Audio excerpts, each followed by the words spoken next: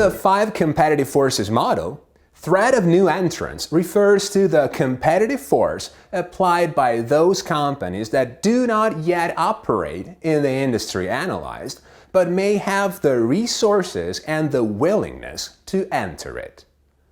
The very fact that some potential competitors are staring at internal rivals, waiting the opportunity to make their entrance in the market, forces incumbents to place a ceiling on the prices they charge, since an high average profitability would make the industry an appealing target for entry. The threat of entry into an industry depends on the barriers to entry that are present, coupled with the reaction from existing competitors that the entrant can expect, also called retaliation. Barriers to entry are structural determinants, while retaliations are dynamic barriers that depend on incumbents' moves. If barriers are high and/or the newcomer can expect sharp retaliation from entrenched competitors, the market is well protected and the threat of entry is low, which increases attractiveness and ability to keep margins high. The entry barriers protecting an industry from newcomers are the following. Economies of scale refer to declines in average unit cost of a product or operation or function that goes into producing a product as the absolute volume per period increases. Economies of scale deter entry by forcing the entrant to come in at large scale and risk strong reaction from existing firms, or come in at a small scale and accept a cost disadvantage. Both undesirable options. Scale economies can be present in nearly every function of a business, including manufacturing, purchasing, research and development, marketing, service network, sales force utilization, and distribution.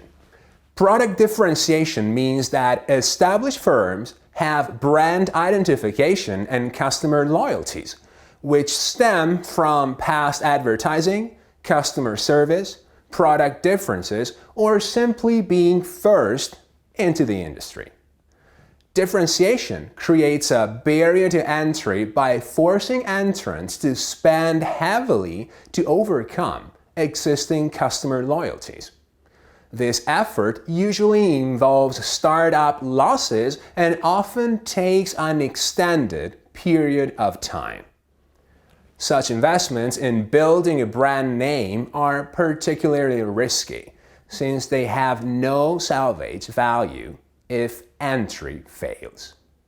Capital requirements refer to the need to invest large financial resources in order to compete. This creates a barrier to entry, particularly if the capital is required for risky or unrecoverable upfront advertising or research and development, R&D. Another barrier to entry is created by the presence of switching cost, that is, one-time cost facing the buyer of switching from one supplier's product to another's. If these switching costs are high, then new entrants must offer a major improvement in cost or performance in order for the buyer to switch from an incumbent. Access to distribution channels constitutes an additional barrier to entry, since the new entrant will need to secure distribution for its product. To the extent that logical distribution channels for the product have already been served by established firms, the new firm must persuade the channels to accept its product through actions like price breaks and cooperative advertising allowances, which reduce profits. The more limited the wholesale or retail channels for a product are, and the more existing competitors have these tied up, the tougher entry into the industry will be. Existing competitors may have ties with channels based on long relationships, high-quality service, or even exclusive relationships in which the channel is solely identified with a particular company. Sometimes this barrier to entry is so high that to surmount it, a new firm must create an entirely new distribution channel. Cost disadvantages independent of scale should also be assessed. Established firms may have cost advantages not replicable by potential entrants, no matter what their size and attained economies of scale. The most critical advantages are factors such as the following: proprietary product technology, that is, product know-how or design characteristics that are kept proprietary through patents or secrecy.